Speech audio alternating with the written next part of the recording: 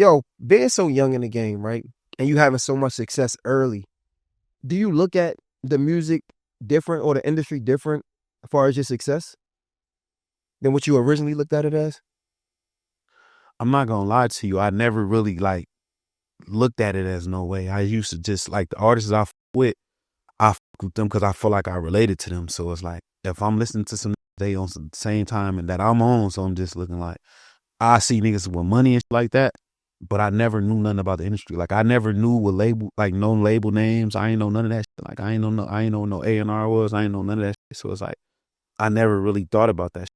So on that note, But not, I was sorry, I I was sorry. No, it's wrong. was bad. You were good. My bad. So not even people though, because you made that known. I understand that. I'm talking about how you look at success and how you look at the business side of the music industry. Does that change? Because, for example, right? Let's say before you got on, right? You probably would be like, man, I'm never going to be like some of these who make a hit and disappear, not really understanding, right? But then you start to learn, okay, these ain't really go nowhere. They still working, but things might ain't align how they wish it would have went and things like that. So I'm wondering, do you look at the business side differently now that you're inside the industry and now that you've had a hit and you making music and you still flourishing? I feel like I just understand it. Cause like I said, like I wasn't really like, these is things I wasn't thinking about when I was coming up. I wasn't really like, uh, why that ain't doing music no more, or why, you know what I'm saying? If you make a hit. Cause like, I ain't really listened to a lot of like mainstream music coming up. I used to fuck with a lot of, cause I was coming up. Like I liked the underground. Like I liked a lot of Chicago artists. I still fuck with a lot of like underground people that's coming up and shit.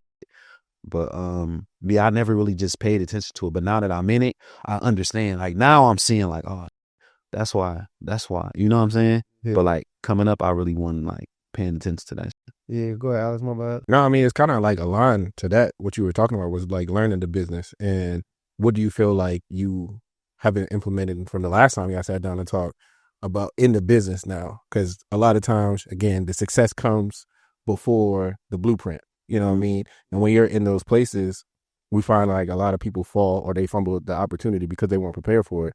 But it looked like you have been implementing and continue to work through that. So just kind of wanted you to talk to that process. I feel like you gotta like take control of that. Like when we like as artists and shit, when we coming up and we make this platform for ourselves and shit like that, is because we always had the control. And it's like once you make it and you fuck with a label, you lose that control. And you don't even notice you lose the control, you know? Because you got to think about it. They investing in millions of dollars into you. So they want their word to be right. So you stop being heard. And how you would just drop some tomorrow, they'd be like, nah, you got to do it this way because this is how the system is set up. But it's like, in your head, you like, I done made it here by just dropping that whenever I feel like it. So it's like, you just got to make sure you have that control. I feel like money don't matter. The control of your art matter at the end of the day, you know?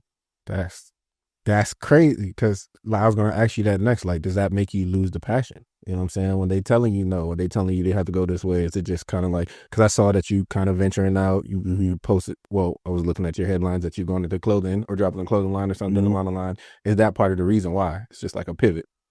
That's not a part of the reason for me. I feel like the part of the reason why I do other shit because I just love making art. Like I just love doing anything that got to do with art, and that should bring you money too. Music shouldn't be your only, like, you know what I'm saying, source of income, especially when you in it, because it's ups and downs in it. Ain't nobody that did music had a perfect career where they didn't have ups and downs. So it's like you got to know how to invest your money because it's gonna be times you're gonna be up, it's gonna be times you're gonna be down. You know what I'm saying? So Are you signed now? yeah, I'm still signed. Yeah. Okay, so understanding all of that though, I'm trying to be careful because I know there's certain things you can't ask when you sign, right? But understanding the business side of it now, does it still feel like fun? Like understanding the business side. Yeah, like knowing that you can drop whenever you want, that the label has a say so in when it comes to what you do, how you do it. Like, does it still feel like the same music that you was dropping before you were signed? Does it feel like that dream that you always wanted, or does it feel like something different? I feel like it was a time where I was kind of like trying to make music to please the label, but that didn't last long. So it's like Cause I always make music for me. Like I don't even really make music for my fans. I make it for me. And if they fuck with it, then they fuck with it. You know what I'm saying? So it's like I had to get back into that place.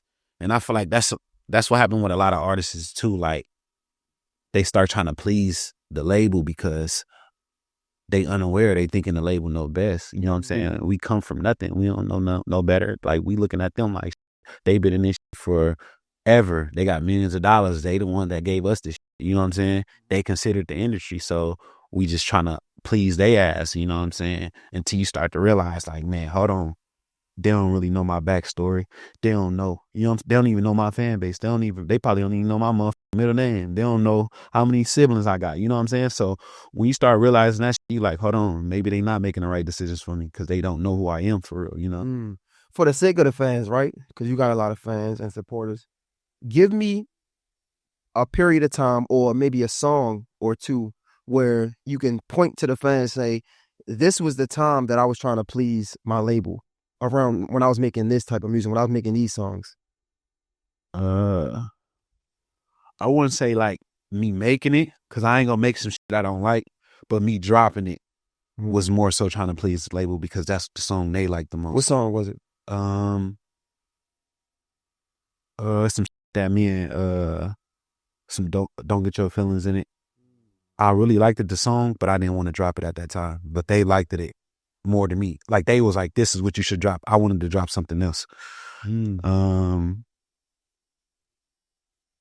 It's been a couple songs. There's been some songs that I didn't drop at the right time because they didn't believe it as much as I did. So yeah.